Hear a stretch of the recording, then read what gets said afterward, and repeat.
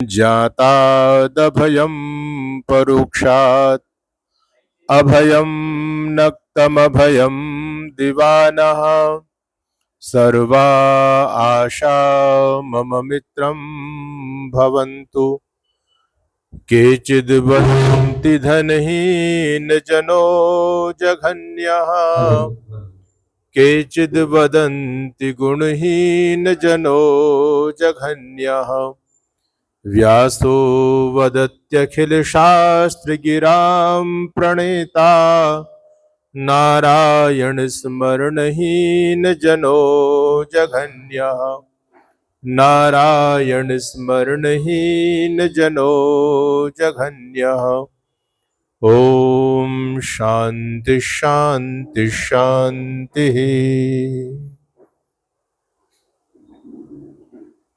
इस पवित्र सभागार में समुपस्थित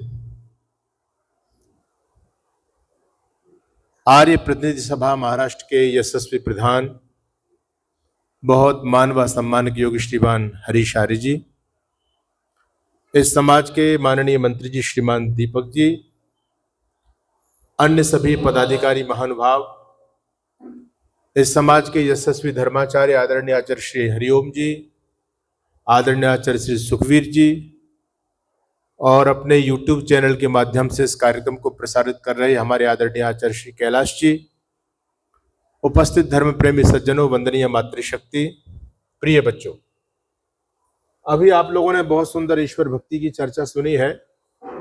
भगवान की भक्ति के बहुत मधुर मधुर संगीत में भजन आप सभी सुन रहे थे और आनंदित हो रहे थे। आइए मैं भी एक वेद मंत्र की व्याख्या आपके बीच में रखता हूं। यजुर्वेद का एक मंत्र है जो हमको ईश्वर के विषय में बताता है। यह मंत्र यजुर्वेद में 3 बार प्राप्त होता है। बहुत सरल सा मंत्र है, बहुत सरल से शब्द है इस मंत्र के। विष्णोः कर्माणि पश्यता यतो व्रतानि पस्पस्य इंद्रस्य युज्य सखा। आज दुनिया के लोग ईश्वर का दर्शन करना चाहते हैं। दुनिया में भाग दौड़ मची हुई है। हर व्यक्ति भगवान को पाना चाहता है, भगवान के दर्शन करना चाहता है। आप लोग भी भगवान के दर्शन करने के लिए बहुत दूर दूर तक गए होंगे, लेकिन क्या कभी भगवान के दर्शन हुए? नहीं हो पाए। पूरी दुनिया भगवान के दर्शन के लिए भाग दौड़ कर रही है, लेकिन किसी को भगवान के दर्शन नहीं हुए और हो भी नहीं सकते, क्योंकि हम भगवान को अपनी आंखों से देखना चाहते हैं, आंखों के द्वारा उसका दर्शन करना चाहते हैं। ये भगवान ने हमको जो 5 ज्ञानेंद्रियां दी हैं, इनके अपने अपने विषय हैं, इनके अपने अपने सब्जेक्ट हैं। आंखों का विषय होता है रूप। आंख केवल रूप को पकड़ती है, तो भगवान का कोई रूप नहीं है, तो आंखों के द्वारा उसको देखा नहीं जा सकता। कानों का विषय है शब्द। कान शब्द को पकड़ता है, तो भगवान कोई शब्द नहीं है। नाक का विषय घ्राण शक्ति, तो भगवान कोई गंध नहीं है जो नाक उसको पकड़ ले। त्वचा का विषय स्पर्श है, तो भगवान को स्पर्श नहीं है जो त्वचा के द्वारा उसको अनुभव किया जा सके। तो हमारी जो 5 ज्ञानेंद्रियां हैं, इनके द्वारा हम भगवान का दर्शन नहीं कर सकते। उपनिषद के ऋषि कहते हैं, यत् चक्षुषा नैव पश्यति येन चक्षुंसि पश्यन्ति तदेव ब्रह्म तम विद्धि नैदम यदिदम उपासते। उस परमात्मा को आंखों के द्वारा नहीं देखा जा सकता, लेकिन जिसके द्वारा आंखें देखती हैं वो ब्रह्म है, उसको जानो। जिसको कानों के द्वारा नहीं सुना जा सकता, लेकिन जिससे कान सुनते हैं वह ब्रह्म है, उसको जानो। यानी कहने का भाव यह है कि हम जिस प्रकार से भगवान का दर्शन करना चाहते हैं, उस प्रकार से भगवान का दर्शन हम नहीं कर पाते, नहीं कर पाएंगे।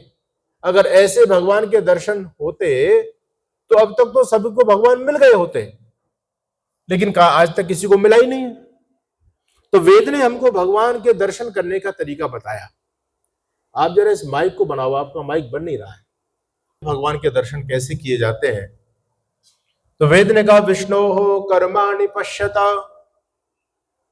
इस मंत्र में भगवान को विष्णु कहकर के संबोधित किया गया। ईश्वर का एक नाम विष्णु भी है। वैसे तो भगवान के बहुत सारे नाम है, अनंत नाम है ईश्वर के, लेकिन यहां पर विष्णु इसलिए कहा गया, विष्णु का मतलब होता है जो सब जगह व्यापक है, उसको कहते हैं विष्णु। महर्षि दयानंद सत्यार्थ प्रकाश के प्रथम सम्मलास में विष्णु की परिभाषा करते हुए लिखते हैं, वेवेष्टि व्यापनोति चराचरम जगत इति विष्णु, जो सारे संसार में व्यापक है परमात्मा, इसलिए इसको विष्णु कहा जाता है। तो आप लोग चिंतन कीजिए, जो चीज व्यापक होती है क्या उसको कोई देख सकता है? नहीं देख सकते। परमात्मा को तो छोड़ दो, आप कोई ऐसी चीज पकड़ के देखो जो एक चीज और सब जगह रहती हो, तो दुनिया में उसको कोई देख ही नहीं सकता। तो परमात्मा तो सर्वव्यापक है, उसको हम कैसे देख सकते हैं? तो फिर लोगों ने कहा जब भगवान को हम देख नहीं सकते तो कैसे माने कि भगवान है? भाई जिसको हम देख नहीं सकते तो मान कैसे ले कि भगवान है भी? तो दुनिया में ऐसी बहुत सारी चीजें होती है जो होती है लेकिन दिखाई नहीं देती, उनका अस्तित्व होता है, वो केवल अनुभव की जाती है। जैसे किसी व्यक्ति को दर्द हो रहा है, पेट में दर्द है, सिर में दर्द है, अब क्या वो बता सकता है कि दर्द कैसा होता है? दर्द को शब्दों में व्यक्त नहीं कर सकता व्यक्ति कि दर्द कैसा है, लेकिन दर्द होता है, उसको अनुभव हो रहा है। इसी प्रकार से किसी व्यक्ति को भूख लग रही है, अब भूख कैसी होती है? भूख को कोई बता सकता है कि भूख का एक स्वरूप होता है? नहीं, लेकिन भूख है, सुख दुख की अनुभूति होती है। उसी प्रकार से परमात्मा की भी अनुभूति होती है। परमात्मा को हम आंखों से नहीं देख सकते, लेकिन उसका अनुभव करने का तरीका दूसरा है। तो तरीका क्या है? तो वेद ने कहा कर्माणि पश्यता विष्णु हो, कर्माणि पश्यता। उस परमात्मा के कर्माणि यानी कार्यों को देखो। क्योंकि दुनिया के अंदर कोई भी कार्य बिना कर्ता के नहीं होता है। कोई भी कार्य बिना कर्ता के नहीं होता है। जब कोई कार्य है तो यह भी सुनिश्चित है कि उसका करने वाला भी है। अपने आप कार्य तो हो नहीं सकता, यह सिद्धांत है। कार्य है वहां कर्ता भी होगा, लेकिन वो कर्ता हमको दिखाई नहीं देता, लेकिन फिर भी एक हमारे यहां अनुमान प्रमाण होता है। अनुमान प्रमाण। आप लोगों ने, मैं आपसे प्रश्न पूछता हूं, ये माइक अपने आप बना है या किसी ने बनाया होगा? किसी ने बनाया है ना, पक्का है। लेकिन क्या आपने इस माइक को बनते हुए देखा है? आपने माइक को बनते हुए नहीं देखा, लेकिन फिर भी कह रहे किसी ने बनाया है। भाई कैसे मान ले किसी ने बनाया? आपने तो बनते हुए देखा नहीं। ये मेरे हाथ में घड़ी है, ये घड़ी अपने आप बनी है या किसी ने बनाई है? इसको बनाया है। क्यों? आपने क्या इस घड़ी को बनते हुए देखा? माइक को आपने बनते हुए नहीं देखा, घड़ी को आपने वो बनते हुए नहीं देखा, लेकिन फिर भी आप कह रहे हैं कि इसको किसी ने बनाया है। यह है अनुमान प्रमाण। आपने घड़ी को तो बनते हुए नहीं देखा, लेकिन घड़ी जैसी अन्य चीजों को बनते हुए देखा है। इससे यह अनुभव हुआ, आपको अनुमान हुआ कि जैसे हमने दूसरे काम को करते हुए कर्ता को देखा था, उसी प्रकार से यह रचना भी बिना कर्ता के नहीं हो सकती। दूर आपको धुआं उड़ता हुआ दिखाई दे रहा है, धुआं दिखाई दे रहा है, आप क्या अनुमान लगाएंगे? आग लग गई। आग तो आपको नहीं दिखाई दे रही है, दिखाई आपको धुआं दे रहा है, लेकिन फिर भी आप कहते हैं वहां आग लग गई। क्यों? क्योंकि वो आग आपको दिखाई नहीं दे रही है, लेकिन आपने पहले कहीं आग लगते हुए देखी और वहां पर धुआं उठता हुआ देखा है। तो आपने उस चीज का अनुमान कर लिया कि जहां जहां धुआं उठता है वहां वहां आग होती है। उसी प्रकार से जहां जहां रचना है वहां वहां रचनाकार होता है। यह भी सिद्धांत निकल करके आया, क्योंकि कोई भी कार्य बिना कर्ता के हो ही नहीं सकता। तो इतनी बड़ी सृष्टि, इतना बड़ा ब्रह्मांड, अनंत लोक लोकांतर, ये क्या अपने आप बन सकते हैं? इसको कोई ना कोई बनाने वाला तो है ना। उसकी कारीगरी का कोई पार पा सकता है क्या? अभी बहुत सुंदर सुंदर भजन आप गा रहे थे हमारे आदरणीय उपदेशक महोदय के द्वारा। ईश्वर की रचना के बारे में, ईश्वर की लीला के बारे में आप सुन रहे थे। क्या अद्भुत उसकी लीला है, उसका कोई पार नहीं पा सकता। तो भगवान वेद कहते हैं कर्माणि पश्यता, उस परमात्मा के कार्यों को देखो। और जब आप परमात्मा की रचना को देखोगे तो आप दांतों तले उंगली दबा जाओगे। ऐसी अद्भुत रचना, यानी आदमी का मस्तिष्क फेल, आदमी सोच नहीं सकता। विज्ञान बहुत आगे चरमोत्कर्ष पर उन्नति कर गया, लेकिन भगवान की रचना के सामने विज्ञान भी फेल है। आप लोग नारियल का पानी पीते हैं, नारियल का पेड़ आप सभी ने देखा है। नारियल की पेड़ की हाइट बहुत अच्छी होती है, और आप लोगों ने यदि नारियल का पानी ना देखा हो, ना पिया हो, तो क्या आप लोगों में से कोई व्यक्ति यह कल्पना कर सकता है कि इस पेड़ के इतनी ऊंचाई पर और ये कटोरा सा जो लटका हुआ है इसके अंदर पानी भी हो सकता है क्या? कोई सोच सकता है क्या? न्यूटन का सिद्धांत कहता है, गुरुत्वाकर्षण का सिद्धांत कहता है कि हर चीज ऊपर से नीचे की तरफ आती है। गुरुत्वाकर्षण शक्ति हर चीज को अपनी तरफ खींच रही है, धरती की तरफ आती है। आप बॉल उछालिए, थोड़ी देर बाद नीचे आ जाएगी। आप कोई भी चीज ऊपर फेंकिए, थोड़ी देर बाद नीचे आ जाएगी, क्योंकि गुरुत्वाकर्षण शक्ति के द्वारा कुछ चीज ऊपर से नीचे की तरफ आती है। और किसी चीज को नीचे से ऊपर ले जाना हो तो जा सकती है। तो आप पानी फेंको, पानी ऊपर से नीचे आएगा। यदि पानी को नीचे से ऊपर लेकर के जाना है तो जाएगा या नहीं जाएगा? जाएगा। आप टंकी भरते हो नहीं भरते हो? पानी को नीचे से ऊपर लेकर के जाते हो, लेकिन उस पानी को नीचे से ऊपर ले जाने के लिए आपको अतिरिक्त फोर्स की आवश्यकता पड़ती है। लाइट चाहिए, पाइपलाइन चाहिए, मोटर चाहिए, तब जाकर के नीचे का पानी ऊपर पहुंचा।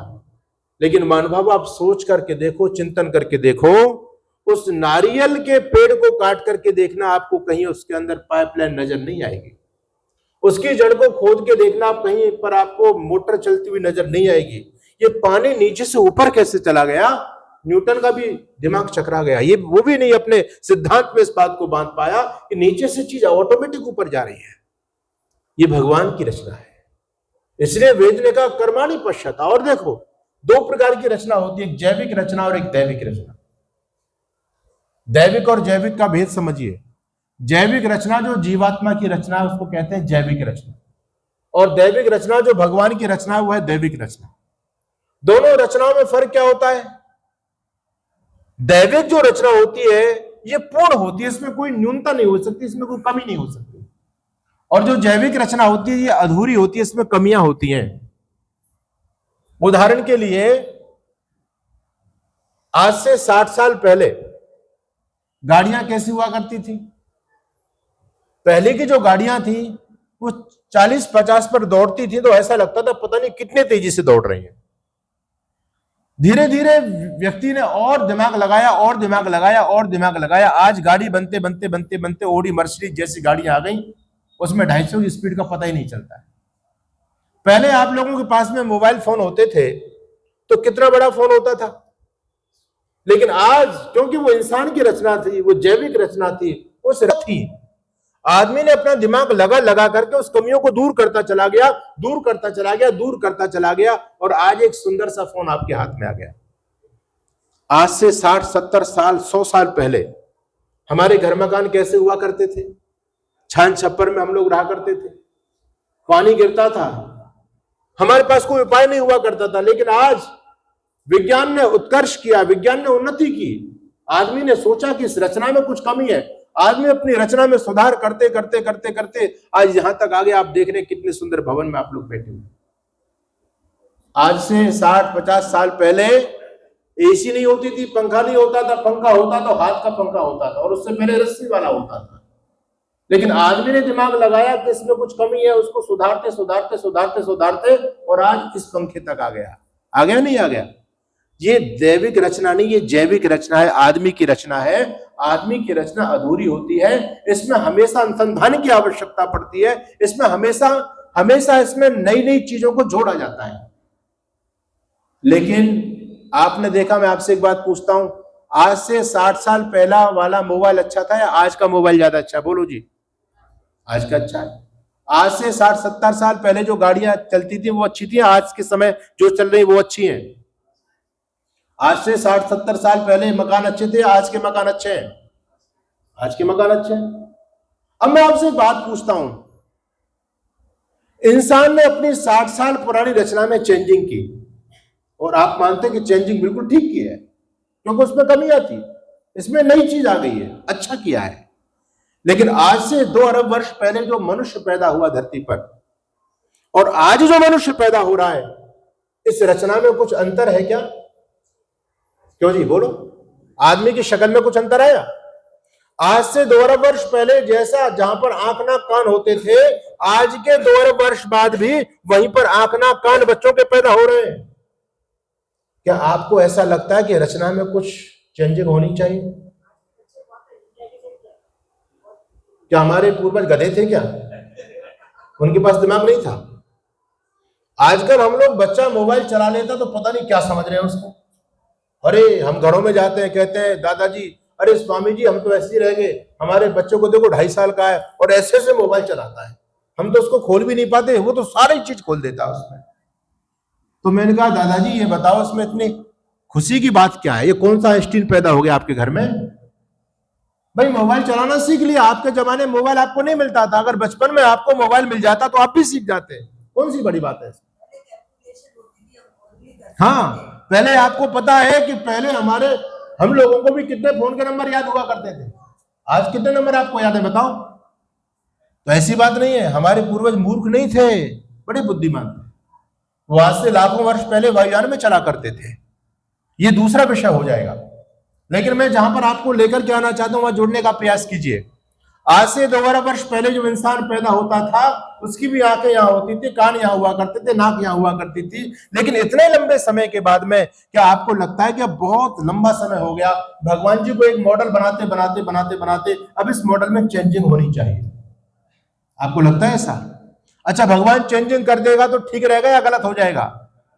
ईश्वर आंख यहाँ की जगह हटा करके बोले भाई बहुत दिनों से इतना लंबा समय हो गया मुझे आंख यहाँ लगाते लगाते, अब की बार आंख यहाँ सेट करूंगा। ईश्वर सोचने लग जाए कि इतने लंबे समय से करोड़ों साल से मैं नाक सामने लगाता आ रहा हूं, अब की बार नाक पीछे लगाऊंगा, तो कैसा रहेगा बताओ? सारा सिस्टम ही फेल हो जाएगा। इसलिए वेद ने कहा कर्माणि पश्यता, उस परमात्मा के कार्यों को देखो। ये जैविक रचना नहीं, ये दैविक रचना है। पूर्णमद पूर्णमिदं पूर्णात् पूर्णमुदच्यते पूर्णस्य पूर्णमादाय पूर्णमेवावशिष्यते। वो परमपिता परमात्मा पूर्ण है और उसकी रचना भी अपने आप में परिपूर्ण है। इंसान जो कुछ भी बनाता है, इंसान नकल करता है। एक चीज बनाता है फिर उसकी नकल करके हजारों लाखों चीज बिल्कुल वैसी बना देता है। ये माइक बनाया, इसका सांचा बनाया होगा, इंसान ने सांचा बनाया होगा और इस सांचे के लाखों माइक बना दिए होंगे, आप पहचान नहीं सकते। ये मोबाइल बनाया तो पहले मोबाइल का सांचा बनाया होगा, भाई इस मोबाइल का ये सांचा है, और इस सांचे के अनुसार उसने लाखों मोबाइल एक जैसे बना दिए होंगे, अंतर नहीं कर सकता इंसान। ये घड़ी बनाई होगी तो ऐसी लाखों घड़ियां एक जैसी बना दी होंगी। और भगवान ने जब इंसान बनाना चाहा तो भगवान भी यदि दुनिया के सारे इंसानों को एक जैसा बना देता तो क्या होगा? क्या होता बताओ? फिर तो गाड़ियों पर जैसे नंबर प्लेट होती है वैसे आपके पीछे भी नंबर प्लेट लटकी हुई होती है कि ये उसके पापा का नंबर है, ये इसके ताऊ का नंबर है, ये इसकी माँ का नंबर है। तो ईश्वर की रचना को देखो, आश्चर्य की बात है, केवल हमारी शक्ल ही अलग अलग नहीं है, केवल शक्ल अलग अलग नहीं है। आजकल विज्ञान बता रहा है फिंगरप्रिंट का जमाना आ गया है।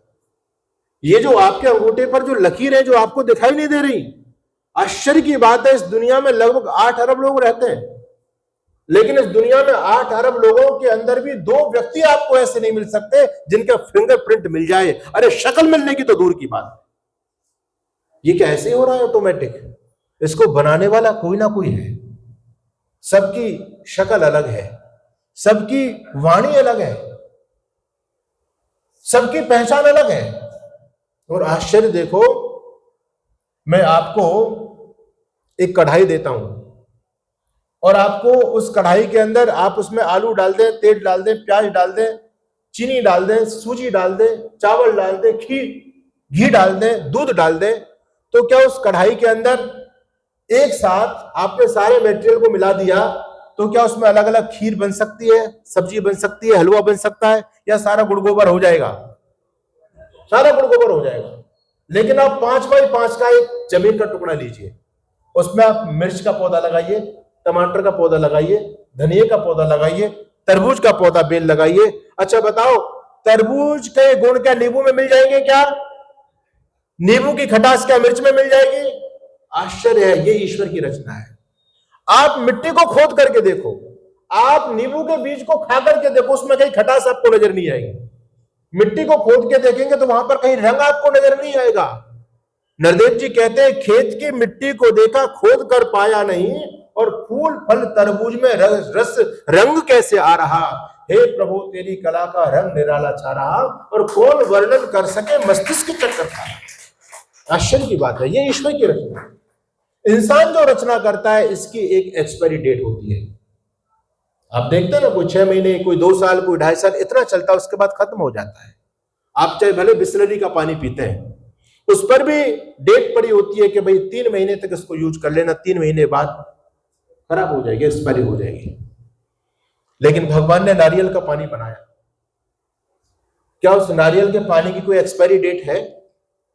आपकी इच्छा है, आप जब चाहो तब पी लो, और यदि आप उसको नहीं पी पाए तो वो खराब नहीं होगा, वो जम जाएगा, उसकी मलाई बन जाएगी। अगर पानी नहीं पी पाए तो मलाई खा लो, मलाई भी लाभदायक है। और यदि आप उसकी मलाई भी नहीं खा पाए, पानी का सूख करके मलाई बन गया और मलाई भी नहीं खा पाए तो गोला बन गया, वो और ज्यादा लाभदायक है। तो भगवान की कोई एक्सपायरी डेट नहीं है, ये ईश्वर की रचना है। क्या अद्भुत उस परमात्मा की कारीगरी है। इसलिए वेद ने कहा विष्णु हो कर्माणि पश्यत, उस परमपिता परमात्मा के कार्यों को देखो। अच्छा, बहुत से लोग ये कहते हैं कि ईश्वर नहीं है, लेकिन मैं आपको एक पति की बात बताता हूं। आपने चींटी चींटों को देखा है, छोटा सा प्राणी होता है। हम गौशाला चलाते हैं, हमारी 16 गौशालाएं चलती हैं। तो जब अन्न का समय आता है तो हम अन्न भंडारण करते हैं गायों के लिए, तो वहां चींटे आ जाते हैं, बाजरा लेके आते हैं, गेहूं लेकर के आते हैं हम। तो वो चींटी बोरियों में छेद करके उनमें घुस जाते हैं और एक एक दिन में आधी आधी बोरी अन्न को गायब कर देते हैं। पूरी लाइन की लाइन लग जाती है, लाखों की संख्या में आते हैं। जैसे आप पूरे साल भर का स्टोरेज करके रखते हो, उसी प्रकार से ये बुद्धि उनके अंदर भी है। उनको भी अपने जीवन की चिंता है, वो भी साल भर का अन्न भरण पोषण करने के लिए रखते हैं, अपने बिल के अंदर स्टोर करते हैं अन्न का। लेकिन आश्चर्य की बात यह है कि चींटा चींटी जो अन्न के दाने लेके जाते हैं, बाजरा का लेकर के जाएंगे, गेहूं का लेकर के जाएंगे, उसको साबुत नहीं रखते, उसको काट करके तोड़ करके रखते हैं। अगर उसको साबुत रख दिया तो उनके अंदर ये विवेक है, ये बुद्धि, पता नहीं भगवान ने उनको ऐसी बुद्धि दी है। वो जानते हैं कि अगर इसको साबुत रख दिया तो जैसे इसको अनुकूल वातावरण मिलेगा उग जाएगा ये, और यदि उसको काट दिया तो कैसा भी अनुकूल वातावरण मिल जाए उग नहीं सकता। देखो, अब लोग ये कहते हैं कि भगवान नहीं है। उस चींटा को ये ज्ञान किसने दे दिया? उसने वनस्पति विज्ञान नहीं पढ़ा, वो किसी यूनिवर्सिटी में पढ़ने के लिए नहीं गया, लेकिन उसको ये ज्ञान कहां से आ गया कि भाई गेहूं यदि सीधा रख दिया, बाजरा का दाना यथावत रख दिया तो खराब हो जाएगा, पेड़ उग जाएगा, इसलिए इसको तोड़ करके रखो। है या नहीं परमात्मा? कौन दे रहा उनको ज्ञान? अच्छा चलो, ये तो गेहूं बाजरे की बात हो गई। जब चींटा धनिया लेकर के जाते हैं तो धनिया को तोड़ के नहीं रखते, उसको साबुत रखते हैं। अगर आपने थोड़ी बहुत खेती बाड़ी की है तो आपको पता होना चाहिए धनिया कैसे बोया जाता है, साबुत या तोड़ करके। उसको तोड़ करके उसको द्विदलन करके बोया जाता है। उनको यह विवेक है कि अगर धनिया को तोड़ के रख दिया तो धनिया पैदा हो जाएगा, इसलिए धनिया के दाने को साबुत रखते हैं और बाजरे और गेहूं के दाने को तोड़ करके रखते हैं। उनको ये विवेक कौन दे रहा है? इसलिए वेद भगवान कहते हैं विष्णु हो कर्माणि पश्यत, उस परमात्मा की रचना को देखो, क्या अद्भुत उसकी रचना है। यतो व्रतानि पश्पसे, वो रचनाकार अपनी रचना के अंदर विद्यमान है। और एक चीज और समझना आप, दो चीज होती हैं, एक होता है गुण और एक होती है गुणी। गुण और गुणी, गुण का मतलब आप सभी समझते हैं, गुण यानी क्वालिटी, और गुणी किसे कहते हैं? जिसके अंदर गुण विद्यमान होते हैं उसको कहते हैं गुणी। जैसे एक शब्द है संज्ञा। संज्ञा, संज्ञा का मतलब नाम, किसी व्यक्ति वस्तु स्थान के नाम को संज्ञा बोलते हैं। संज्ञा और संज्ञी, जैसे सच्चिदानंद क्या है? संज्ञा है। और जिस पिंड की ये संज्ञा, इस पिंड को बोलेंगे संची, ठीक है ना, ये व्याकरण का विषय है, दर्शन का विषय। उसी प्रकार से गुण और गुणी, गुण जिसमें विद्यमान रहते हैं उसको कहते हैं गुणी। अब समझने वाली बात यह है कि दर्शन केवल गुणों का होता है, गुणी का नहीं होता। हम ईश्वर को देखने की बात करते हैं ना, ईश्वर को दुनिया में कोई नहीं देख सकता, क्योंकि दर्शन केवल गुणों का होता है, गुणी का दर्शन नहीं होता। और गुणों के द्वारा गुणी का अनुमान किया जाता है। वो गुणी गुणों से अलग नहीं होता, गुणी गुणों के अंदर विद्यमान होता है, लेकिन दिखाई केवल गुण देते हैं, गुणी दिखाई नहीं देता। अच्छा, ईश्वर तो बहुत दूर की बात है। मैं आपसे एक मोटा सा प्रश्न पूछता हूं, हम सभी ईश्वर को देखने के लिए बहुत दौड़ लगा रहे हैं। आप लोगों ने अपने पिताजी को देखा है? किस किस व्यक्ति ने अपने पिताजी को देखा? एक बार हाथ खड़ा करो। अरे सब लोगों ने देखा है, सबने अपने पिताजी को देखा है। आप थोड़ा सोच समझ करके उत्तर दो, ठीक बोल रहे हो गलत बोल रहे हो। देखा है सचमुच आपने अपने पिताजी को? देखा है। एक व्यक्ति ने मेरे पास फोन किया, कहता गुरुजी पिताजी चले गए, आप जल्दी आ जाओ। पिताजी चले गए का मतलब समझ गए? जल्दी आ जाओ। मैं जब गया तो उसके पिताजी जमीन पर ऐसे लिटाए हुए थे। मैंने कहा भले आदमी तू झूठ बोल रहा था, तू कह रहा पिताजी चले गए, पिताजी तो ये लेटे हुए हैं। कहता ये पिताजी थोड़ा, ये तो पिताजी का शरीर है। क्या बोला? ये पिताजी नहीं है, पिताजी तो गए। अब जो चीज चली गई उस चीज को क्या आपने देखा? अरे आप तो पिताजी के शरीर को ही पिताजी समझते रह गए। ऐसा ही है ना? आप कह रहे जी हमने पिताजी को देखा, हमने पिताजी को देखा। आपने केवल पिताजी के शरीर को देखा, पिताजी को आपने नहीं देखा। और यदि पिताजी के शरीर को आप पिताजी मानते तो फिर ये नहीं कहते कि पिताजी चले गए। जो चीज निकल गई शरीर के अंदर से वो पिताजी थी। उस चीज को आपने कभी देखा क्या? उसको कोई नहीं देख सकता। परमात्मा तो बहुत सूक्ष्म है, उस परमात्मा को ऐसा देख पाना बहुत कठिन है। तो दर्शन कहता है कि केवल गुणों के दर्शन होते, गुणी के नहीं होते। इस चीज को समझने का प्रयास करना। लेकिन गुणों के द्वारा गुणी की पहचान होती है। जैसे आपके पास में 3 कांच के पात्र हैं, एक में बूरा भरा हुआ है, एक में सोडा भरा हुआ है, एक में नमक भरा हुआ है, और तीनों देखने में एक जैसे लगते हैं।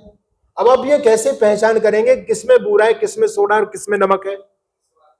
हाँ, जैसे आपने पात्र को खोला और थोड़ी सी चीज लेकर के जैसे ही जीभ पर डाली और आपको नमकीन नमकीन लगी तो आपने क्या पहचाना? ये नमक है। गुणों के द्वारा गुणी की पहचान हुई। आपने जैसे ही थोड़ा सा पात्र को खोल करके थोड़ी सी चुटकी भर जीभ पर वो चीज डाली और आपको मीठा मीठा लगा तो आपको क्या पहचान हुई? ये पूरा है। गुणों के द्वारा गुणी की पहचान होती है। गुणी को दुनिया में कोई नहीं देख सकता, केवल गुण ही दिखाई देते हैं। बात समझ में आ रही है आपको? जैसे उदाहरण के लिए मेरे हाथ में ये घड़ी है, मेरे पास में ये घड़ी है। अब मैंने इस घड़ी को खोल दिया, खोल करके इसके सारे पार्टों को यहां रख दिया और मैंने इसमें से एक पार्ट उठाया और आपसे पूछा ये क्या है? आपने कहा स्वामी जी घड़ी की चेन है। क्या बोला? घड़ी की चेन है। मैंने चेन इधर रख दी। दूसरा पार्ट लिया, पूछा ये क्या है? आपने कहा स्वामी जी घड़ी की स्क्रीन है, उसको भी रख दिया। फिर पूछा ये क्या है? आपने कहा स्वामी जी घड़ी की मोटर है, इसको भी रख दिया। ये क्या है? आपने कहा स्वामी जी घड़ी की चाबी है। ऐसे ऐसे में एक एक पार्ट को उठाता चला गया, आपसे पूछता चला गया। आप मुझे बताते चले गए स्वामी जी घड़ी की चेन है, घड़ी की चाबी है, घड़ी का शीशा है, घड़ी की सुई है, घड़ी की स्क्रीन है। मेरे सारे के सारे पार्ट यहां से खत्म हो गए, सारे पार्ट यहां मैंने रख दिए। अब मैंने आपसे पूछा कि घड़ी कहां है, तो आपके पास क्या जवाब है? घड़ी कोई अलग से है क्या? अलग से नहीं है। यही बात समझने की ऋषि हमको यही समझा रहे हैं, वेद का मंत्र यही समझा रहा है। दर्शन केवल गुणों के होते हैं, गुणी के नहीं होते। गुणी गुणों के अंदर विद्यमान होता है। इसलिए उस आप परमात्मा को यदि देखना चाहते हैं तो परमात्मा की रचना को देखो, और उस रचना को देख करके आपको अनुभव होगा कि हाँ कोई ना कोई रचनाकार है, और वो बड़ा विशेष रचनाकार है। उसकी रचना का कोई पार नहीं पा सकता दुनिया में। आदमी कितना सोचेगा उसके बारे में? हमारे ऋषि कह गए नेति नेति, इतना ही नहीं है, हम उसके बारे में ज्यादा नहीं बता सकते। तो वो परमपिता परमात्मा कितना विचित्र उसकी रचना है, वो कितना बड़ा विद्वान है। तो आप उसकी रचना को देख करके उसका ज्ञान करो। क्यों करें ज्ञान? तो वेद ने कहा यतो व्रतानि पस्पसे। उस परमात्मा को जान करके उस परमात्मा के गुणों को जीवन में धारण करो। देखो ईश्वर की 2 प्रकार की भक्ति होती है, एक होती है सगुण भक्ति और एक होती है निर्गुण भक्ति। आप लोगों ने शब्द सुने होंगे, लेकिन सगुण और निर्गुण का मतलब हम क्या मानते हैं? सगुण से मतलब साकार और निर्गुण से मतलब निराकार मानते हैं। दुनिया के लोग 2 प्रकार की भक्ति करते, कहते हैं आर्य समाजी तो निर्गुण भक्ति करते हैं, यानी निराकार की भक्ति करते हैं, और हम लोग सगुण यानी मूर्ति बना करके साकार की भक्ति करते हैं। महर्षि स्वामी दयानंद जी महाराज ने निर्गुण और सगुण शब्दों को खोला। ऋषि कहते हैं निर्गुण का मतलब निराकार नहीं होता, सगुण का मतलब साकार नहीं होता। परमात्मा दोनों है, परमात्मा निर्गुण भी है और परमात्मा सगुण भी है। यद गुणैः सह वर्तमानम तत्सगुणम। कुछ गुण परमात्मा के अंदर है, उन गुणों के नाम लेकर के भगवान को संबोधित करना और उन गुणों को अपने जीवन में धारण करना, यह भगवान की सगुण भक्ति हो जाती है। और कुछ गुण परमात्मा के अंदर नहीं है तो परमात्मा फिर निर्गुण भी हो गया। जैसे परमात्मा के अंदर दया का गुण है, हे प्रभु आप बड़े दयालु हो, आप ऐसा भगवान का स्मरण कर रहे हैं, और उसके दया के गुण को अपने जीवन में धारण कर रहे हैं, तो ये भगवान की कैसी भक्ति हो गई? सगुण भक्ति हो गई, क्योंकि भगवान के अंदर दया का गुण है, भगवान सगुण हो गया। बात समझ में आ रही है? हे प्रभु आप न्यायकारी हो, ईश्वर के अंदर न्याय का गुण है, हम भी न्यायकारी बन रहे हैं, तो ये भगवान की सगुण भक्ति हो गई। परमात्मा निराकार है, आकार का गुण परमात्मा के अंदर नहीं है, तो परमात्मा निर्गुण हो गया। काम क्रोध लोभ मोह ये चीजें परमात्मा के अंदर नहीं है, तो हम भी ऐसे बने, हम भी इन चीजों को छोड़ें, तो भगवान की निर्गुण भक्ति हो गई। तो वेद का मंत्र कहता है यतो व्रतानि पस्पस्य, उस परमात्मा को जान करके उसके गुणों को अपने जीवन में धारण करो, तभी कल्याण संभव है। काम क्रोध लोभ मोह से दूर होना और परमात्मा के अंदर जो गुण है उन गुणों को जीवन में धारण करना, ठीक है। न्याय, प्रियता, प्रेम, वात्सल्य, करुणा, ये हमारे जीवन के आभूषण बन जाए तो व्यक्ति का कल्याण हो जाता है। यतो व्रतानि पस्पसे, उस परमात्मा के गुणों को जान करके उनको अपने जीवन में धारण करो। और अंतिम वेद का मंत्र कहता है, अंतिम पद कहता है इंद्रस्य युज्य सखा, उस परमात्मा को जानना क्यों जरूरी है, उस परमात्मा को अपने अंदर धारण करना क्यों जरूरी है? तो वेद का मंत्र कहता है यतो व्रतानि पस्पसे इंद्रस्य युज्य सखा। वो परमपिता परमात्मा जीवात्मा का जुड़वा मित्र है। वेद ने कहा कि परमात्मा जीवात्मा का जुड़वा मित्र है। क्या आप लोगों ने धरती पर जुड़वा मित्र देखे हैं? जुड़वा भाई बहन तो आपने देखे होंगे, जुड़वा बच्चे पैदा हो जाते हैं, भाई भाई पैदा हो जाते हैं, भाई बहन पैदा हो जाते हैं, लेकिन क्या जुड़वा मित्र भी पैदा होते हैं कहीं? लेकिन वेद कहता है कि परमात्मा हमारा जुड़वा मित्र है। अब इस चीज को कैसे समझेंगे हम? देखो, मित्र शब्द को समझने का प्रयास करें आप। मित्र का मतलब क्या होता है? हम मित्र प्राय उसको मानते हैं कि जो हमारा फ्रेंड है उसको मित्र कहते हैं, लेकिन व्याकरण के आधार पर जब मित्र शब्द को हम पढ़ते हैं तो ये मिला स्नेह ने, जो भी हमसे स्नेह रखते हैं वो सब हमारे मित्र हैं। पिता भी मित्र है, माँ भी मित्र है, पत्नी भी मित्र है, पति भी मित्र है, सब मित्र हैं। अब मैं आपसे एक बात पूछता हूं, ये दुनिया के मित्र आपका कब तक साथ देंगे? बोलो, अरे कुछ तो बोलो, बात समझ में आ रही है नहीं आ रही आपके? जब तक जिंदा है, ये गारंटी के साथ कह सकते हो आप, जब तक जिंदा तब तक साथ दे देंगे। कितने लोगों ने कोरोना में अपने लोगों का साथ छोड़ दिया, आप सभी जानते हैं इस बात को। दिया साथ।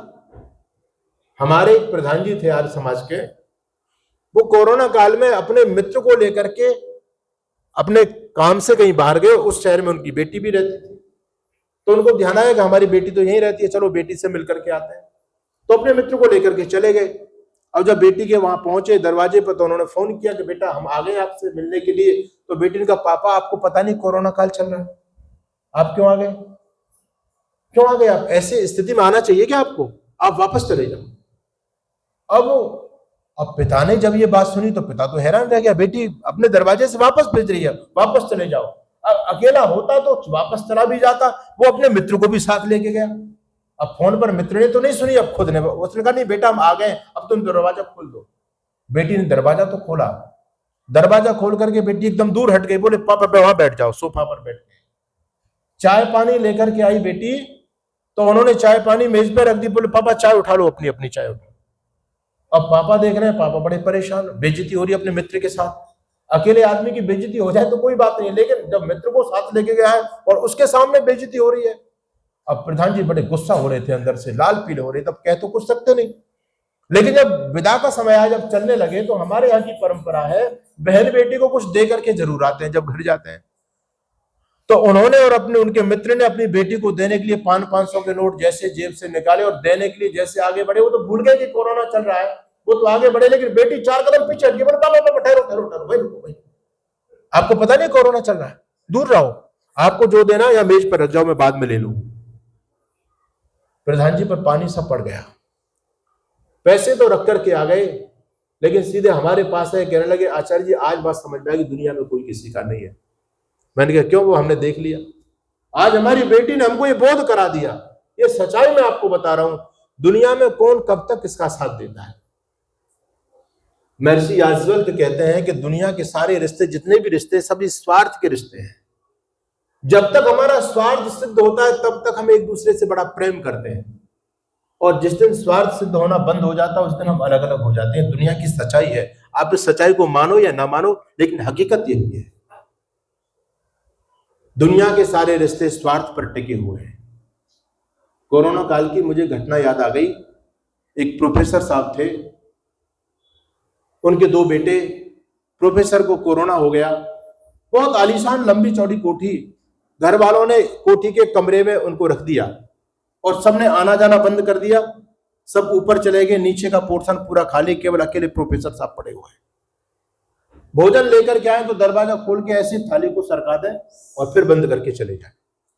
याद रखना, इस कोरोना बीमारी में तो कम मरे, लेकिन अपने लोगों की बेरुखी से लोग ज्यादा मर गए।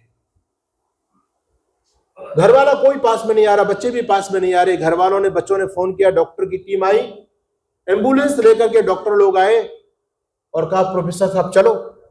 जब प्रोफेसर चलने लगे तो घर वाले ऊपर है, बाहर से बालकनी से हाय हेलो कर रहे हैं सभी। कोई नीचे भी नहीं आया उतर करके विदा करने के लिए। प्रोफेसर अंदर से टूट गया। रिटायर्ड प्रोफेसर थे, बोले शायद अब जिंदा वापस नहीं आ पाऊंगा। भावुक हो गए और सोचने लगे कि अब मैं अपने घर से जा रहा हूं, जो कोठी मैंने अपने खून पसीने की कमाई से बनाई थी, शायद दोबारा इस कोठी के अंदर कदम रख पाऊं या ना रख पाऊं। जाते जाते कम से कम इसकी देहरी को तो चूम जाऊं। प्रोफेसर जैसे भावुक हुए, इस देहरी को चूमने के लिए नीचे झुके। पत्नी ऊपर से देख रही थी, फटाफट बाल्टी में पानी भर करके दौड़ करके आई और जैसे प्रोफेसर उठे उसने एकदम पानी मारा। बोले यहां कोरोना ना छोड़ जाए, उसको भी साफ कर दिया। आखिर आंखों में आंसू लिए प्रोफेसर एम्बुलेंस में बैठ गए। दूर से ही सबने हाय हेलो कर दिए, डॉक्टर की टीम लेकर के चले गए। 10 दिन के बाद वो नेगेटिव हो गए। डॉक्टर की टीम ने घर फोन किया, बच्चों को बताया कि बेटे भैया तुम्हारे पिताजी नेगेटिव हो गए, अब ले जाओ। जब बच्चों को पता चला कि पिताजी ठीक हो गए तो दोनों बेटे दौड़ करके गए अपनी अपनी स्पेशल गाड़ी लेकर के। बड़ी बड़ी गाड़ियां उनके पास में थी। प्रोफेसर साहब जब हॉस्पिटल से बाहर निकले तो एक बच्चा कहता है पापा आओ मेरे साथ बैठो, मेरी गाड़ी में चलो। दूसरा कहता नहीं पापा मेरे पास बैठो, बहुत दिन हो गए आपसे बातचीत नहीं हो पाई है। प्रोफेसर कहने लगे ना तो तेरी गाड़ी में बैठना ना इसकी गाड़ी में बैठना, अब तो मुझे जहां जाना मैं वहीं जाऊंगा, मैंने संसार को देख लिया। सच्चाई तो यही है। किसी की आंख जल्दी खुल जाती है, किसी की नहीं खुलती। दुनिया भर के रिश्ते, चलो मैंने मान लिया कि आप बड़े सौभाग्यशाली लोग हैं कि आपको इस जन्म में आपके मित्र लोग साथ दे दें। इस जन्म के बाद क्या होगा? ये मित्र तो छूट जाएंगे सारे, पत्नी छूट जाएगी, पति छूट जाएगा, पुत्र छूट जाएगा, सब कुछ छूट जाएंगे। अगले जन्म में जब आप जाओगे तो क्या ये मित्र साथ देंगे? जब कोरोना हुआ तो सब लोग अपने अपने मित्रों को छोड़ करके चले गए, लेकिन क्या मुझे बताओ, जो व्यक्ति कोरोना पॉजिटिव था उसको दुनिया छोड़ करके चली गई, क्या परमात्मा भी उसको छोड़ करके चला गया? क्या परमात्मा ने कोरोना पॉजिटिव को भी नहीं छोड़ा, वो उसके साथ रहा। सोरायसिस कुष्ठ रोग हो जाते, मैं कुष्ठ रोगी आश्रम में गया, मैंने व्यक्ति से पूछा कि तुम्हारे घर परिवार में कोई है? बोले जी सब मर गए हमारे लिए। तो मैंने क्यों, क्या हो गया? अरे सब मर ही गए भाई, हमको सबने छोड़ दिया, घर से बाहर कर दिया, शरीर हमारा गलने लग गया। यानी पिता ने साथ छोड़ दिया, माँ ने साथ छोड़ दिया। कभी कभी ऐसा रोग हो जाता है, जो माँ अपने बेटे को सर्वाधिक प्रेम करती है, वो माँ को भी हमने भगवान से प्रार्थना करते हुए देखा है। वो माँ कहती है प्रभु अब इस मेरे बेटे की मिट्टी को उठा लो, अब देखा नहीं जाता। होता नहीं होता ऐसा? अगाध प्रेम करने वाली माँ भी कहने लग जाती है कि प्रभु अब इसको उठा लो। माँ भी दूर होना चाहती है उससे, लेकिन क्या परमात्मा उससे दूर हो सकता है? कितना भी आदमी गल जाए, कितना भी सड़ जाए, वो परमात्मा तो हमेशा उसके साथ रहेगा। और केवल इस जन्म तक ही नहीं, जब आप इस जन्म की यात्रा को पूरी करके जाओगे तो जहां पर भी जाओगे बोलो वहां परमात्मा होगा या नहीं होगा? वो वहां पर भी होगा, वो यहां भी है और वो वहां भी है। वो बताओ, वो जीवात्मा का जुड़वा मित्र है या नहीं? वो कभी भी जीवात्मा का साथ छोड़ता है क्या? नहीं छोड़ता। तो वेद भगवान यही तो हमको समझा रहे हैं, अरे तुम्हारा जो जुड़वा मित्र है, जो हमेशा तुम्हारे साथ रहने वाला है, तुम उसको भूल गए हो और दुनियादारी के चक्कर में पड़े हुए हो। दुनियादारी के लिए वेद ने मना नहीं किया, लेकिन वेद ये कहता है कि दुनिया में रहो, दुनिया के व्यवहार को बरतो, दुनिया से संबंध रखो, लेकिन यह जरूर ध्यान रखना कि एक दिन इन संबंधों को छोड़ करके जाना पड़ेगा। एक दो दुनिया छूटेगी, लेकिन जब दुनिया छूटेगी तो जब हमारा तार जिससे जुड़ेगा वो परमपिता परमात्मा, क्या हम ऐसे कर्म करके दुनिया से जाएंगे कि हम परमात्मा के सामने गर्व से अपनी गर्दन उठा करके खड़े रह सकें? सोचने वाली बात है। जीवन पवित्र होना चाहिए, यही बात भजनों के द्वारा आपको बताई जा रही है। वेद का मंत्र भी यही कहता है, यतो व्रतानि पस्पसे, उस परमात्मा के गुणों को अपने जीवन में धारण करो। वही हमारा सच्चा मित्र है, वही हमारे जीवन का एकमात्र लक्ष्य है, और वही एक दुनिया की ऐसी वस्तु है जिसको जानने के बाद दुनिया में और कुछ जानना शेष नहीं रहता, जिसको पाने के बाद दुनिया में और भी कुछ पाना शेष नहीं रहता। इसलिए हमारे पूर्वज कहते थे, एक है साध है सब सद है, सब साध है सब जाए। उस एक को पकड़ लो। एक कौन? परमपिता परमात्मा। जिसने उस परमात्मा को पकड़ लिया उसकी सारी मुश्किलें आसान हो गई। और जो दुनिया को पकड़ने के लिए चला, परमात्मा को छोड़ दिया, उसने दुनिया को खूब पकड़ा, खूब पकड़ा, खूब पकड़ा, लेकिन जब दुनिया जब छूट गई बात में, तब दुनिया से गया तो रोते हुए गया। सिकंदर का नाम आप लोगों ने खूब सुना होगा। पूरी दुनिया की दौलत अपने तिजोरी के अंदर बंद करने वाला सिकंदर जब मौत के सामने हार गया, इतना शोषण किया उसने, लोगों का इतना शोषण किया कि किसी के घर पर एक पैसा तक उसने नहीं छोड़ा। सबको लूट करके सारा पैसा मेरे पास होना चाहिए। दुनिया को अपनी मुट्ठी में बंद करना चाहा सिकंदर ने, लेकिन जब सिकंदर गया तो कहा कि मेरे दोनों हाथ जनाजा से बाहर निकाल देना, जिससे दुनिया के लोग ये समझ जाएं कि सिकंदर पूरी दुनिया को अपनी मुट्ठी में बंद करना चाहता था। देखो आज वही सिकंदर हाथ फैलाए दुनिया से जा रहा है। पड़ी थी संपदा सारी, सभी हाली हमाली थे, और सिकंदर जब गया दुनिया से दोनों हाथ खाली थे। अरे इस जीवन में खूब कमाए तूने हीरे मोती, लेकिन रखना याद कफन में जेब नहीं होती। जो चीज तुम्हारे साथ जाएगी उस चीज को कमाने में कभी कंजूसी मत करना, वो धर्म तत्व। तो हम सभी धर्म के रास्ते पर चले। इस वेद मंत्र का आशय यह है कहने का, ईश्वर को जाने, बिना ईश्वर को जाने हमारे जीवन की पहेली कभी सुलझ नहीं सकती, हम संसार के दुखों से कभी बच नहीं सकते। वही हमारा सच्चा मित्र है, वही हमारा सहारा है। ये बात व्यक्ति की जितनी जल्दी समझ में आ जाए उतना अच्छा है। आप गायत्री मंत्र का पाठ करते हैं तो उसमें कहा कि परमात्मा प्राणों का भी प्राण है, प्राणों से भी प्रिय है। लेकिन क्या परमात्मा हमको इतनी महत्वपूर्ण चीज लगती है? नहीं। दुनियादारी प्रिय लगती है, परमात्मा तो प्रिय नहीं लगती। लेकिन ऋषि तो यही कह रहे हैं, वेद मंत्र तो यही कह रहा है कि परमात्मा से प्रिय दुनिया में कोई चीज नहीं है। और सच्चाई भी यही है। जब तक व्यक्ति दुनिया के पीछे भागता है, लेकिन जब दुनिया से धक्का लगता है तो कहां जाता है? उसकी शरण में। एक शायर ने लिखा, अरे कौन कहता है वो दिखाई नहीं देता, कौन कहता है वो दिखाई नहीं देता, वही दिखाई देता जब कोई दिखाई नहीं देता। जब दुनिया से सारे रास्ते बंद हो जाते हैं तो व्यक्ति उसी की शरण में जाता है। इसलिए हम सभी उस परमात्मा के उपासक बने, अपने जीवन को पवित्र बनाए। आपने जो समय दिया वो समय पूरा हुआ।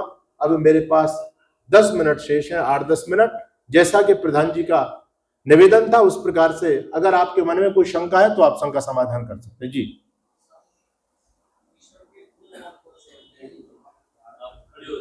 देखिए, आर्य समाज का दूसरा नियम पढ़िए आप। आर्य समाज के दूसरे नियम में परमात्मा का स्वरूप महर्षि दयानंद जी ने बता दिया है। तो जो ईश्वर के गुण है, दया का गुण है, परमात्मा न्याय का गुण है, ये ईश्वर के गुण है।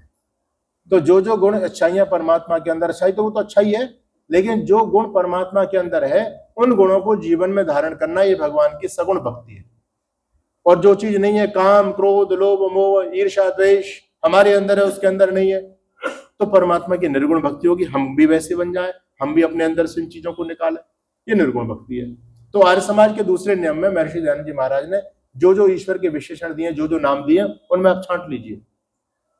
ठीक है जी। और किसी का कोई प्रश्न?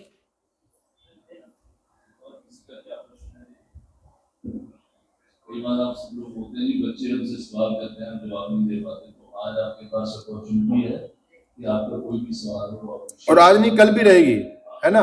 आपके मन में कोई भी प्रश्न हो, खुला शंका समाधान सत्र है, आप प्रश्न कीजिए। सर मुझे एक प्रश्न है थोड़ा सा, कि आपने कहा कि ईश्वर बहुत सूक्ष्म है, और कभी कभी हम सुनते हैं कि ईश्वर की उपाधि नहीं दे सकते हो, कितना बड़ा। आप बिल्कुल ठीक कह रहे हैं। तो मैंने उस दृष्टि से बोला कि जैसे जीवात्मा सूक्ष्माति सूक्ष्म है। अब जीवात्मा का कोई आकार तो नहीं है। जीवात्मा के बारे में बताया गया कि आपका जो बाल है उसका अगला बाल सिरा काटो, उसके 1000 हिस्से करो, उसमें से फिर एक सिरा लो, उसके भी फिर 1000 हिस्से करो, उसमें से फिर एक टुकड़ा लो, उसके भी फिर 1000 हिस्सा करो। इतना सूक्ष्म जीवात्मा है। अब इसको तो आप यंत्रों से पकड़ ही नहीं सकते। तो परमात्मा तो उससे भी सूक्ष्म है, यानी वो निराकारी है, उसको हम आकार में नहीं बांध सकते।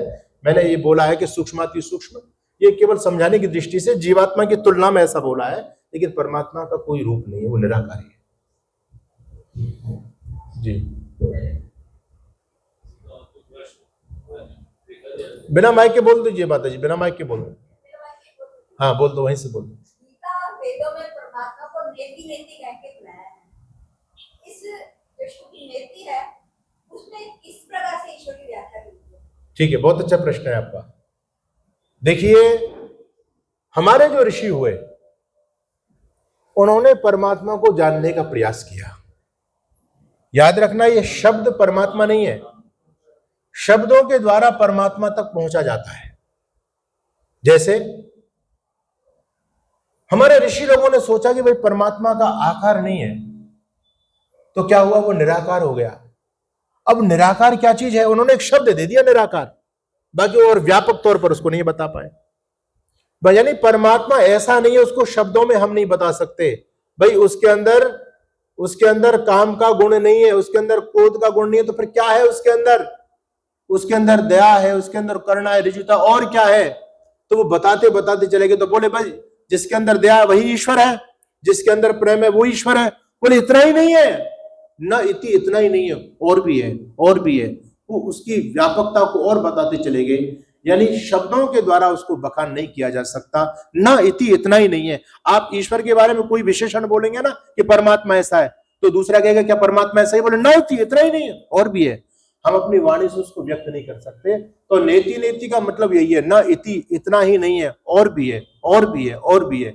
हमारे ऋषि लोगों ने समाधि के द्वारा उसको प्राप्त करके, उसको जान करके हमको बताने का प्रयास किया, लेकिन पूरी तरह से शब्दों में वो भी नहीं बता पाए। वो भी लग गए ना इति। जैसे एक गूंगा व्यक्ति गुड़ खा लेता है, गूंगा व्यक्ति गुड़ खाए तो गुड़ का स्वाद तो उसको आया, लेकिन क्या उस स्वाद को वो शब्दों में व्यक्त कर सकता है? उसको पूछा भैया गुड़ कैसा लग रहा है? रसगुल्ला जैसा मीठा होता है। कैसा? रसगुल्ला जैसा। बोले ना इति, ऐसा नहीं है। अच्छा, बर्फी जैसा लग रहा है? बोले ना इति, ऐसा नहीं है, मीठा है, लेकिन वो शब्दों में नहीं उसको बता पा रहा। उसी प्रकार से ऋषि महर्षियों ने शब्दों के द्वारा बताने का प्रयास किया है, लेकिन बिल्कुल एग्जैक्ट नहीं बता पा रहे कि वो ऐसा ही है। ये नेति का मतलब होता है। जी,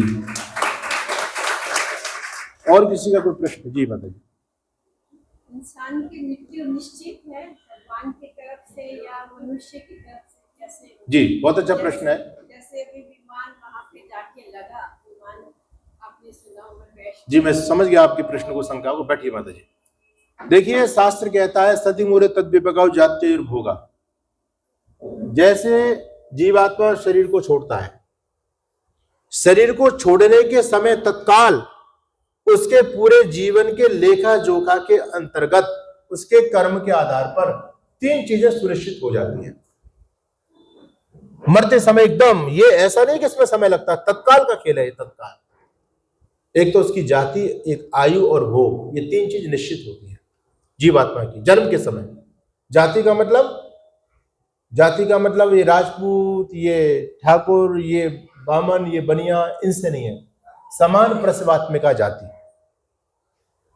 आकृति ग्रहणा जाति, एक जिनकी समान आकृति होती है वो सभी एक जाति है। अब यहां जितने लोग बैठे हैं, मैं क्या आप लोगों में से बता सकता हूं कि भाई आप में से ये वैश्य वर्ग से, ये बनिया है, ये राजपूत है, ये यादव है, ये नाई है, बता सकता हूं क्या? ये मनुष्य जाति है। जिनकी एक जैसी आकृति होती है वो सभी एक जाति कहलाती है। सारे गधा एक जैसे, वो गधा जाति है ना। सारे मनुष्य एक जैसे, ये मनुष्य जाति है। ठीक है। मनुष्य में उपजाति एक हमारी मातृशक्ति की, और एक पुरुष वर्ग हो गया, स्त्री और एक पुरुष। अब सारी महिलाएं एक जैसी है, इनमें कोई हमने अंतर कर सकते, ये होती है जाति। तो एक तो समय जाति निर्धारित होती है उसके कर्म के आधार पर जन्म से पहले, क्योंकि तभी तो उसको जन्म मिलेगा किस जाति में ईश्वर को भेजना है। आयु भी निर्धारित होती है। और फिर भोग यानी सुविधाएं, उस व्यक्ति को किस जाति में जाना है, कितनी आयु मिली और कितने उसको भोग मिलेंगे, ये सब कुछ हमारे पूर्व कर्म के आधार पर जन्म से पहले निर्धारित होता, तभी जन्म मिलता है। अब जो माताजी ने प्रश्न किया क्या हमारी आयु निश्चित है, ये जो आयु निश्चित वाली जो बात है, ये जन्म के समय लगाई जाएगी। जिस समय जन्म हो रहा था उस समय आपकी आयु निश्चित थी, जन्म के समय आपकी आयु निश्चित थी। लेकिन याद रखना, पिछले कर्मों के आधार पर आपकी आयु जन्म के समय भगवान ने निश्चित कर दी। लेकिन मनुष्य योनि कर्म योनि भी और भोग योनि भी है। पिछले कर्मों के भोग को हम भोगने के लिए आए हैं और इस जन्म में भी हम कर्म कर रहे हैं, तो इस जन्म का कर्म भी हमारे साथ जुड़ता है। तो हमारे कर्म अच्छे रहेंगे तो आयु बढ़ जाएगी और कर्म गड़बड़ रहेंगे तो आयु घट जाएगी। जन्म के समय निश्चित थी, लेकिन अब आपके हाथ में है। जैसे आज आपका बैंक बैलेंस 10 लाख रुपए आपको पता सुनिश्चित है, कल को आपने कुछ इसमें जमा कर दिया तो बढ़ जाएगा, निकाल लिया तो घट जाएगा। उसी प्रकार से जन्म के समय निश्चित होती है। जैसे सामान्य रूप से एक गाड़ी लगभग 10 साल चलेगी, लेकिन आपने उसका मेंटेनेंस अच्छा किया, समय पर सर्विस रख रखाव किया, 10 साल पूरा चलेगी, ज्यादा भी चल जाएगी। और यदि आपने ना समय पर उसकी सर्विस कराई, ना कोई सफाई की, धूप में खड़ी है, बारिश में खड़ी है, तो क्या 10 साल चलेगी वो? आयु तो लगभग उसकी 10 साल थी, लेकिन पहले ही खत्म हो गई। उसी प्रकार से हमारे साथ भी यही होता है। आयु जन्म के समय निश्चित होती है, लेकिन अब निश्चित नहीं है। अब हमारे कर्म भी जुड़ रहे हैं। अब कोई शराब पिएगा, सिगरेट पिएगा, वो करेगा, जल्दी मर जाएगा। और संयम से चलेगा, आहार विहार का पालन करेगा तो अच्छा जिएगा, योगासन आदि करेगा, ठीक से जिएगा। अब एक बात जो मैं आपके बीच में बोल रहा हूं, बहुत महत्वपूर्ण बात है, उसको समझने का प्रयास कीजिए। माता जी का आशय यही था। ये कर्मफल सिद्धांत की बात है। कभी कभी हमारे जीवन में जो कुछ भी घटनाक्रम घटित होता है, हम सबको कर्म से जोड़ देते हैं, सबको कर्म से जोड़ते हैं कि हमारे कुछ कर्म का ऐसा फल था, उसको हम भोग रहे हैं। लेकिन याद रखना कि हमारे दुख, सारे के सारे दुख हमको हमारे कर्मों से ही नहीं मिलते। कभी कभी दूसरे के कर्म का फल भी हमको भोगना पड़ जाता है, हमारे कर्म का फल नहीं होता, दूसरे के कर्म का फल भी भोगना पड़ जाता है। जैसे महर्षि दयानंद, लोग कहते हैं इतने बड़े ऋषि, साधक, पूरे जीवन भर ब्रह्मचर्य का अनुष्ठान किया, इतना सेवा, तप की, आराधना की, भगवान की भक्ति की, लेकिन अंतिम समय बड़ी स्थिति खराब हुई, शरीर गल गया, शरीर सड़ गया, कोई ऐसा कर्म सामने आ गया। लोग ऐसा बोलते हैं, लेकिन याद रखना ऋषि दयानंद का कर्म नहीं था। कर्म तो जगन्नाथ ने किया था, उसका फल तो जगन्नाथ को मिलेगा। ऋषि ने कोई गलत काम नहीं किया, गलत काम जगन्नाथ ने किया। लेकिन हां, कर्म के साथ 3 चीजें जुड़ी हुई होती हैं, एक फल, एक परिणाम और एक प्रभाव। कर्म का फल तो कर्म के करने वाले कर्ता को ही मिलता है, लेकिन परिणाम दूसरे व्यक्ति को भोगना पड़ जाता है और प्रभाव पूरे समाज पर पड़ता है। ऋषि दयानंद को जहर दिया, कर्म किसने किया? जगन्नाथ ने। इस पाप का फल तो जगन्नाथ को भोगना पड़ेगा, लेकिन उसके कर्म का परिणाम ऋषि को भोगना पड़ा। ऋषि का कर्म नहीं था, ऋषि का पाप नहीं था, पाप उसका था। उसके कर्म का, उससे परिणाम के रूप में ऋषि को कष्ट हुआ और प्रभावित पूरी दुनिया हो गई। अगर वो देवता और कुछ दिनों तक जिंदा रहता तो दुनिया का और उद्धार करके चला जाता। ये हमारे साथ भी होता है, कर्म का फल, प्रभाव और परिणाम। अब आप ये कैसे लगाएंगे कि हमारे कर्म का फल है या नहीं? तो एक चीज को समझ लो, बहुत महत्वपूर्ण बात है।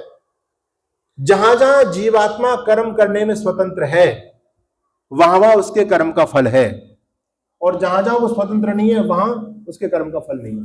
अब इस बात को और उदाहरण से आप सुनिए। जैसे मान लीजिए मैं जा रहा हूं, समय थोड़ा बढ़ जाएगा, या तो मैं अभी रोक दूं इस बात को, हाँ, क्योंकि विषय छुड़ गया तो मैं पूरा कर देता हूं, लेकिन आप में से कोई उबेगा नहीं, ये मेरी गारंटी है। मैं सड़क पर जा रहा हूं और पीछे से कोई कार वाला आकर के मेरे में एक्सीडेंट कर दे, मैं कोमा में चला गया, सिर में चोट आई, लगभग 20-25 फीट ऊपर उछल गया, कोमा में चला गया, 2.5-3 महीने तक कोमा में कष्ट रहा, शरीर सड़ने लगा, ऐसे ही पड़ा रहा, 2.5-3 महीने के बाद मृत्यु हो गई।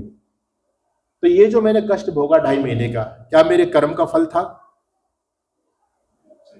अगर ये मेरे कर्म का फल था तो जिसने मेरा एक्सीडेंट किया उसका कोई दोष नहीं, उसको सजा नहीं मिलनी चाहिए, क्योंकि जब मेरे कर्म का फल था तो पहले से निर्धारित था भाई, तो फिर उसको क्यों दोष दे रहे हैं? उसको दंड किस बात का? ये तो भगवान ने पहले से निर्धारित किया हुआ था, वो तो भगवान के आज्ञा के अनुसार, भगवान की प्रेरणा के अनुसार काम कर रहा था। एक्सीडेंट करने वाला तो वो तो निर्दोष है, उसका क्यों दोष मिलेगा? तो इस चीज को समझने का प्रयास कीजिए। अगर कार चलाने वाला ड्राइवर बिल्कुल ठीक है, स्वस्थ है, कार भी बिल्कुल ठीक है, बिल्कुल ना तो कोई कार में कोई कमी है ना उस व्यक्ति में कोई कमी है, बहुत अलर्ट होकर के ड्राइव कर रहा है, गाड़ी दौड़ रही है, अचानक से स्टीयरिंग फेल हो गई, अचानक से। अब इसमें वो व्यक्ति स्वतंत्र नहीं है, गाड़ी को रोक पाना उसके बश की बात नहीं है, उसमें कुछ नहीं कर सकता, उसकी स्वतंत्रता नहीं है। अब उस गाड़ी के द्वारा जिन जिन व्यक्तियों का हित होगा वो उन व्यक्तियों के कर्म का फल होगा। बात समझ में आ रही है? क्योंकि ड्राइवर चलाने वाला स्वतंत्र नहीं है। हाँ, यदि वो शराब पी करके गाड़ी चला रहा है या गाड़ी को उसने चेक नहीं किया, ऐसी गाड़ी खराब लेके गाड़ी करके जा रहा है, तब उस एक्सीडेंट हो गया, तब ड्राइवर को फल मिलेगा, तब ड्राइवर का कर्म बनेगा, तब ड्राइवर का पाप बनेगा। ठीक है, फिर उसका दोष नहीं है, जो व्यक्ति को एक्सीडेंट हुआ उसका दोष नहीं है, ये उसी का दोष है, ड्राइवर का। हाँ, और ड्राइवर बिल्कुल ठीक है, गाड़ी भी ठीक है, तब एक्सीडेंट हुआ है तो फिर जिस व्यक्ति के एक्सीडेंट हुआ उस व्यक्ति के कर्म का फल है। बात समझ में आ गई आपके? जैसे मान लीजिए मैं जा रहा हूं, बहुत सारे लोग निकल के चले गए पेड़ के नीचे से, सारे लोग निकल के ठीक ठाक, लेकिन जैसे मैं गया तो एकदम ऊपर से टहनी टूट करके मेरे सिर पर पड़ी और मैं नीचे गिर गया, दब गया और मेरी मौत हो गई। ये मेरे कर्म का फल है, औरों पर नहीं, क्योंकि पेड़ जड़ है, पेड़ कर्म करने में स्वतंत्र नहीं है, वो जो हुआ ये मेरे कर्म का फल है। बात समझ में आ रही है नहीं आ रही? अब जो विमान घटना वाली आपने बात कही, अभी तो कोई इस पर निष्कर्ष हुआ ही नहीं है, लेकिन कह रहे हैं पायलट की कोई गलती नहीं, दोनों पायलट बिल्कुल ठीक है, ना किसी ने नशा किया हुआ है, बिल्कुल स्वस्थ है, प्लेन उड़ाने का भी बहुत लंबा अनुभव उनके पास में है। ठीक है, आज तक कोई चूक उनसे नहीं हुई और प्लेन भी ठीक है, प्लेन की भी पूरी चेकिंग कर ली गई है ना, प्लेन भी बिल्कुल ठीक है, हरी झंडी देकर के प्लेन उड़ा है और दोनों पायलट भी ठीक है, फिर भी एक्सीडेंट हो गया। तो उस एक्सीडेंट का करने में ड्राइवर विवश है, पायलट विवश है, उसका कोई दोष नहीं है। अब उसमें जो जो कुछ गए ये सब कहीं ना कहीं अरे कोई कारण होगा, हमारे कर्मों का ही फल है, लेकिन उसमें से एक व्यक्ति बच गया, ये भी उसका कर्म है ना। बाकी सारे के सारे प्लेन में इतने लोग चले गए, लेकिन एक व्यक्ति बच गया, ये उसका कर्म है, और जो चले गए उनका भी ऐसा कुछ कर्म है। तो जहां जहां व्यक्ति कर्म करने में स्वतंत्र है, बात समझ लेना, जहां जहां कर्ता कर्म करने में स्वतंत्र है तो उसका फल है, और जहां वो कर्म करने में परतंत्र है वो कुछ कर नहीं सकता है ना। प्लेन का पायलट कुछ नहीं कर पाए बेचारे, जानबूझ करके नहीं किया, बचाना चाह रहे फिर भी नहीं बच पा रहे, प्लेन भी ठीक है, सब कुछ ठीक है, फिर भी एक्सीडेंट हो गया। तो जो सवारियां उसमें बैठी थी कहीं ना कहीं उनका कर्माशय है और उनको फलों को मिला। बात समझ में आ गई? अपने कर्म का फल भोगना तो भगवान की मर्जी है, ठीक है, मैंने ऐसे कर्म किया तो जी। भगवान ने हमें फल दिया है। अगर दूसरे के कर्म का मुझे फल भोगना पड़े तो ये भी भगवान का न्याय है। हाँ माता जी सुनो, दूसरे के कर्म का फल हम नहीं भोग सकते, कर्म का फल तो कर्ता को ही भोगना पड़ेगा, लेकिन उसके कर्म का परिणाम हमको भोगना पड़ जाता है। तो उसका सिद्धांत यह है, परमात्मा न्यायकारी है।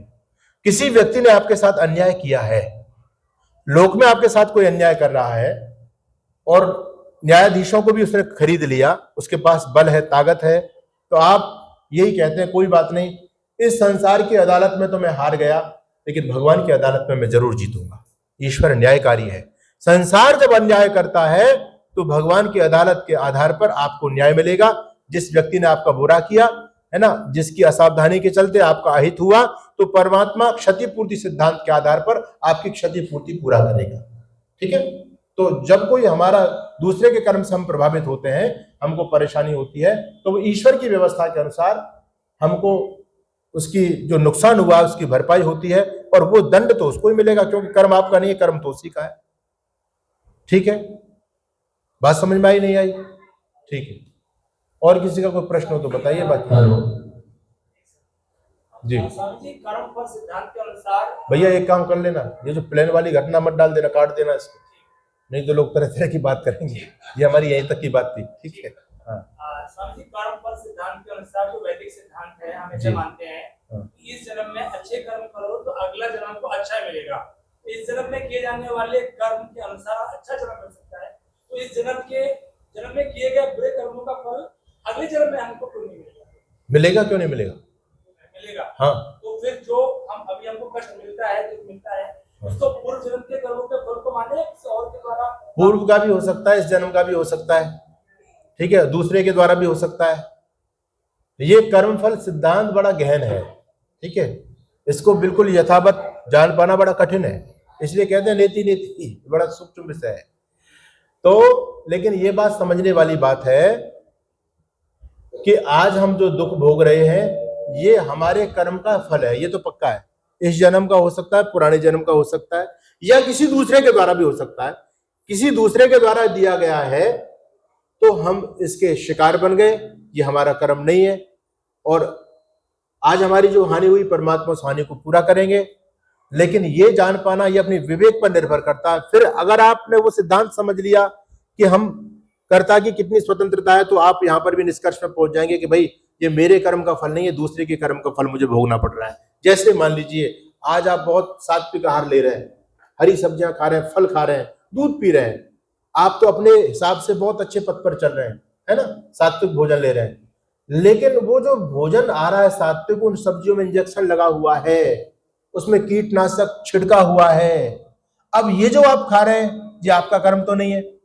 अब आपने तो बहुत अच्छा मान के खाया, लेकिन आपको कैंसर हो गया खान पान के चलते, आपका कर्म नहीं है ये उन लोगों का पाप है, लेकिन इसके शिकार आप हो गए, ठीक है, फल उनको भोगना पड़ेगा। आपकी हानि हुई, आपके परिवार की हानि हुई, तो परमात्मा की व्यवस्था के अनुसार आपकी क्षतिपूर्ति की जाएगी, ठीक है ना। ऐसा ही जैसे आजकल पंजाब में धान होता है, बहुत धान होता है, और सर्वाधिक कैंसर के रोगी पंजाब में है, सर्वाधिक कैंसर ट्रेन जाती है बीकानेर के लिए आती है। तो खान पान के आधार पर व्यक्ति रोगी हो रहा है, और रोगी होकर के उसकी मृत्यु हो रही है। तो जो जो दोषी हैं इसमें उनको दंड मिलेगा। जरूरी नहीं है कि हमारे ही कोई दोष था तो हमको कैंसर हो गया, ठीक है ना। चलिए जी प्रधान जी।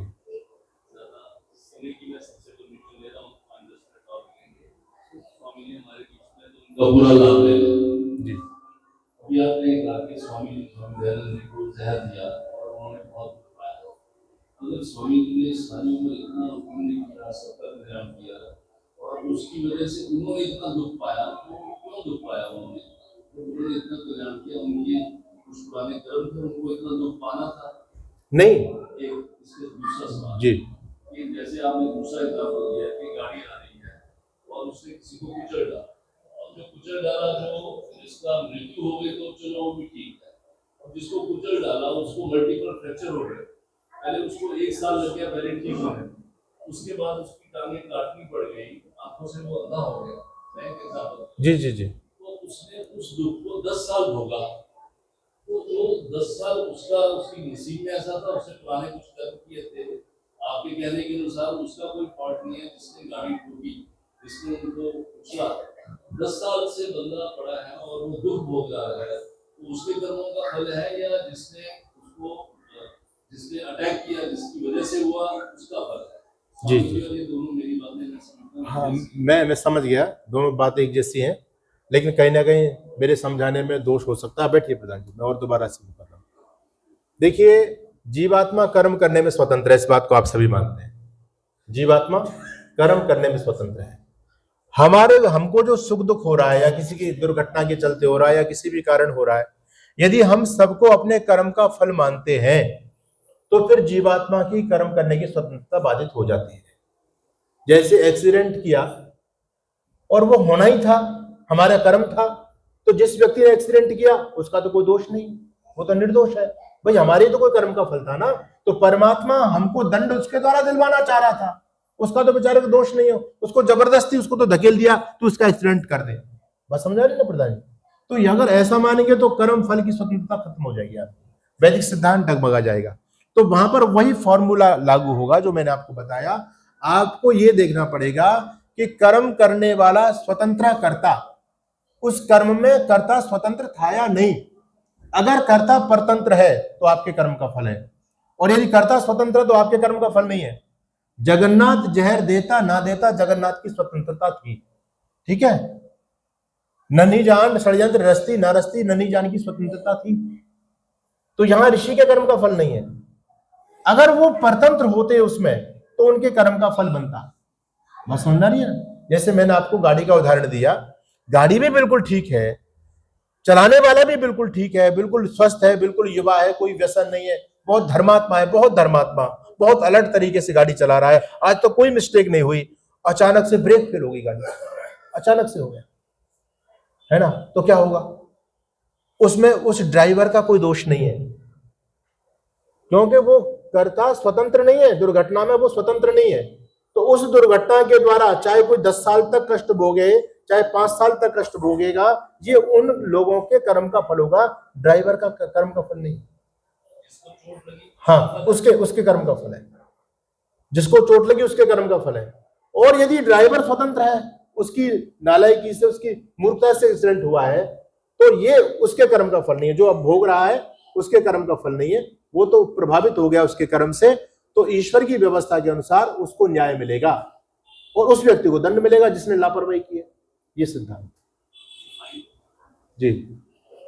फाइन कैलकुलेशन जो है भगवान की बात में कंप्यूटर लगे हुए हैं या कैसे ऑटो मोड पे ये ऑटो मोड है सारा का सारा। होता कैसे है? जैसे सुप्रीम कोर्ट के जज के पास 500 किताबें हैं, वो गाइडलाइंस हैं फैसला करने के लिए, भगवान ये छोटे छोटे सूक्ष्म फैसले, मतलब कोई उनकी पर टीम बैठी है। जी जी जी, देखिए बिल्कुल आपकी बात ठीक है, परमात्मा इसीलिए सर्वव्यापक है, वो हर एक व्यक्ति के साथ है, हर व्यक्ति के साथ है, हर व्यक्ति को देख रहा है, तो उसको न्याय करने में कोई दिक्कत नहीं है। अब सुप्रीम कोर्ट का न्यायाधीश तो हर जगह नहीं है, इसको तो गवाह भी जुटाने पड़ेंगे, पूरे एविडेंस इकट्ठे करने पड़ेंगे, परमात्मा को उनकी जरूरत नहीं है, तो ऑन द स्पॉट उसका फैसला हो जाता है। मुझे लगता है कि आज की बस ये छोटा सा मेरा क्वेश्चन है। हाँ जी जी, लास्ट है, ठीक है माता जी, हाँ जी जी जी। अभी आपने बताया कि हम दूसरों के कर्म से प्रभावित होते हैं, और जब हम दूसरों के कर्म से प्रभावित होते हैं तो उसकी भरपाई परमात्मा करता है। जी, तो मतलब हमें कैसे पता चलता है कि भरपाई हो रही है, और हमें कैसे यकीन हो कि भरपाई होगी? देखिए परमात्मा न्यायकारी है, ये यकीन है या नहीं आपको? हाँ, तो न्याय करेगा, आपके साथ अन्याय हुआ तो वो न्याय करेगा, ये पक्की बात है। इस जन्म में भी हो सकती है, अगले जन्म में भी हो सकती है, कभी भी हो सकती है, ठीक है ना जी। बस आज की बात मुझे विराम देते हैं, हमने समय आप सबका ज्यादा लिया, उसके लिए